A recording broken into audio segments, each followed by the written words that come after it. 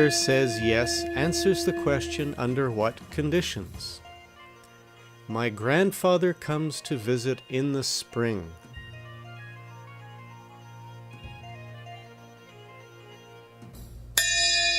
In the spring answers the question when.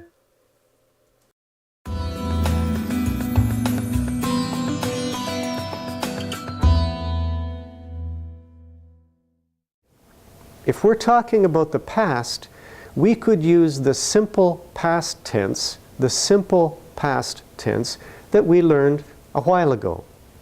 That just tells us that something happened before now. Today we're going to learn about the present perfect tense.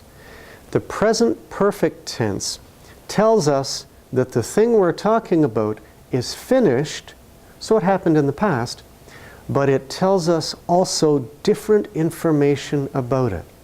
Let's join the class as they begin to learn about the present perfect tense and all that it means. Okay, so we're going to move on from kitchen activities. We're going to look at some grammar. Woohoo! Present perfect. Does anybody guess what present perfect is? It's okay.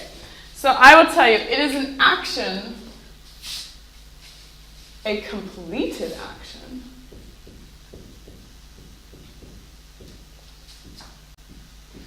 And this is the tricky part. It says present, but it's actually talking about something in the past, a completed action in the past. Okay? And it focuses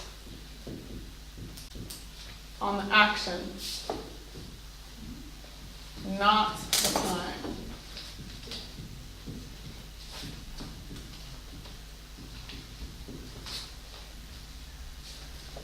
Okay? So, I will give you an example. Have you ever gone to school? You can answer that question. Yes, sir. I was at school. Say that in one sentence, sir. Yes, sir. I was at school. Then you say, yes, I have gone to school. Or I have been. No, there's no been. It's just, yes, I have gone to school. Have you ever gone skydiving? No. No. Skydiving is when you jump out of a plane with a parachute. Okay? So you would say, no, I have not gone skydiving. Present perfect. So remember, it's a completed action in the past. It focuses on the action, not on the time. And this is the formula. So it's have plus the past participle of a verb. So you have cooked, okay? Or you could say, yeah, have cooked, okay? Or you could say has. Okay? Okay?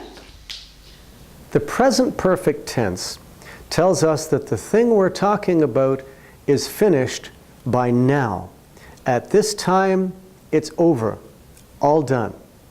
Now, how do we form the present perfect tense? We take the auxiliary have. So it's have or has for a third person. And then we use the past participle of the verb, the ed or the en form for regular verbs. Irregular verbs, they don't follow any rule. You must just learn them. So we would say things like, I have eaten. She or he has cooked. Now we use the present perfect to answer questions like, have you ever done something? And we would answer, I have done this thing. I have eaten. I have cooked. And so this is how we use and we form the present perfect. We use it to answer questions about, has this thing ever happened at any time? Or sometimes we use it to express the idea that something is finished or completed. If your parents ask you, "Have you finished your homework?" you could say, "Yes, I have finished my homework." And the message here is it's complete at this point in the present. So this is how we form and use the present perfect.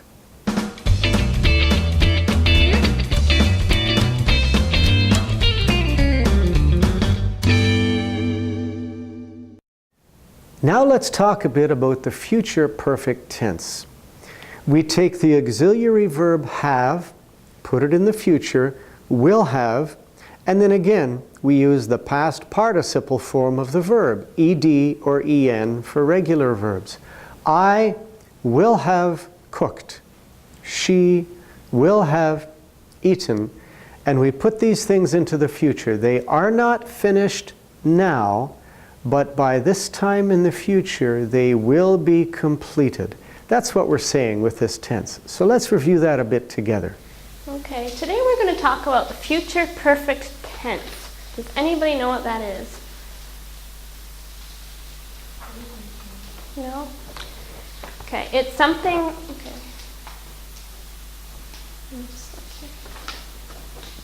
All right, it's an action that will end before another action or time in the future. So, I'll give you it usually has have, it has will have, and then it has ed or en on the end of it. So, let me write one sentence down here. By tomorrow, let's say, Lena will have cooked cookies, let's say. So it has the verb, and then it has the will, have, and then ed or en. So we could also say will have eaten. So we can also, by tomorrow, Lena will have cooked cookies or will have eaten cookies. Okay? Well, let's practice this present perfect form a little bit together. We'll do the same kind of activity we did once before in this class. I will put a question on the screen that says, "Have you ever done something?" And you must answer truthfully for yourself, "I have" or "I have not done this thing." So remember, the order for your question's wording would be I have and then the verb in the past participle, or I have not done this thing. For example, if I ask you a question, "Have you ever gone skydiving?" you could say, "I have not gone skydiving." That's where you jump out of a plane with a parachute. Probably you haven't done that. But if I ask you, "Have you ever kissed your mother?" you would probably say, "Yes, I have kissed my mother." So let's practice this a bit together. Answer the questions on the screen, and I can't give you a correct answer because I don't know what the answer will be for you. You must give a truthful answer for yourself. Are you ready? Let's begin. Have you ever eaten something you didn't like? The answer would be, "Yes, I have eaten something I didn't like." Now you answer them. Have you ever gone swimming at night?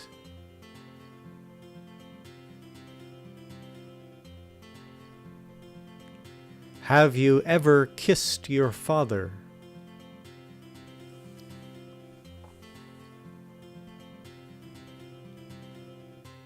Have you ever been to Paris?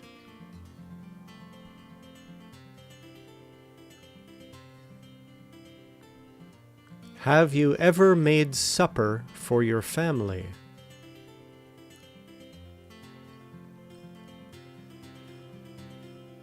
Have you ever eaten octopus?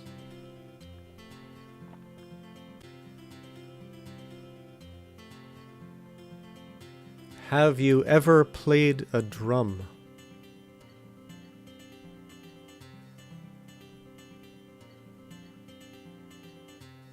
Have you ever won a race?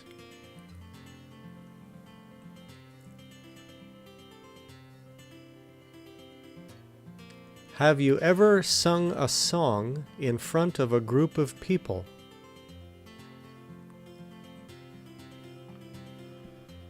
Have you ever visited another country?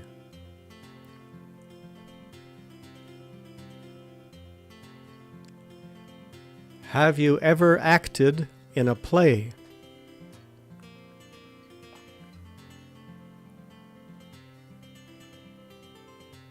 Have you ever helped an old person up the stairs?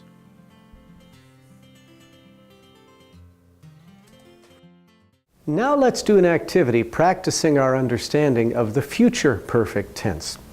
I will show you a sentence on the screen. If this sentence is in the future perfect, you must stand up. If it is not in the future perfect, you stay sitting in your chair. Remember, the future perfect will have, and then the verb will be in the past participle, an ed or en on regular verbs. So if it says, I will have, and then a past participle, it's the future perfect. If it's not, then stay seated. So stand up only if it's the future perfect. Are you ready? Let's begin. By next Friday, I will have finished school. Stand up if this sentence is in the future perfect tense. Yes, it is. I will never have a dog. No. I will have eaten dinner by the time you get here. Yes. Joanne works hard every day. No. By next month, Sasha will have lived in Paris for 2 years. Yes. Dima will have fixed his bike by next Tuesday. Yes. Does Annette have a new iPod today? No.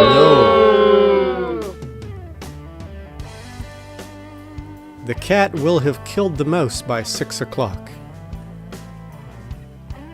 Yes. I will have learned all about English by next year. Yes. My family traveled to Hawaii. No.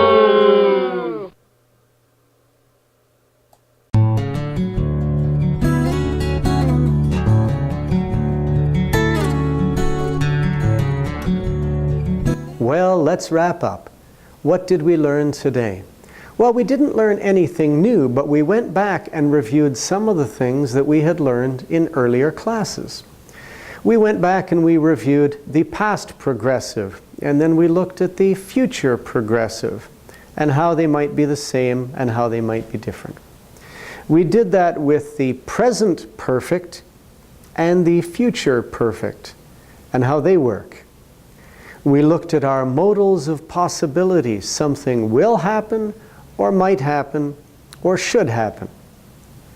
And then we looked at our adverbs that tell us how something happened, why it happened, when it happened, or under what conditions it might have happened. Now that's the end of this section of English Without Limits. I hope you've been enjoying these lessons. We have had some excellent teachers. This last section of the course was actually filmed in Ukraine using these 3 different teachers, Allison, Megan, and Joanne. It's been very good working with them. I know they've taught those students in Ukraine a lot. I hope that you have learned a lot of English from them too. Now that's the end of this section. This is English Without Limits. I'm Doug Sadler, and as always, I wish you a very good day.